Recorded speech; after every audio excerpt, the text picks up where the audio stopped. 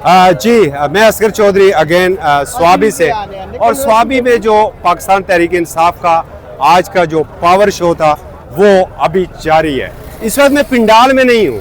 जो पहली रिपोर्ट आपको दिखाई गई है वो पिंडाल के अंदर की थी।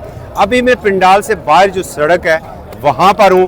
पिंडाल मुकम्मल तौर पर जैसे मैं पहले बता चुका हूँ कि भर चुका है। सड़क के ऊपर भी इस वक्त क्राउड ही क्राउड है। जो पाकिस्तान तहरीक इंसाफ की लीडरशिप थी जिसका खिताब था उनका लबो लहजा आज भी उसी तरह सख्त था। और उसमें 8 फरवरी का जो मैंडेट की वापसी की बात हुई और साथ बानी चेयरमैन PTI इमरान खान की रहाई समेत जो असीरान 26 नवंबर थे उनकी रहाई के भी यहाँ से मुतालबे हुए।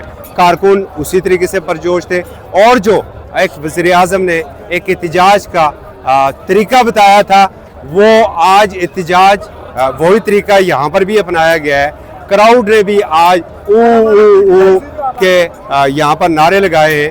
और मजमूई तौर पर हम ये कह सकते हैं और जो मकामी लोगों का ये कहना है कि स्वाबी की तारीख का ये सबसे बड़ा जलसा था।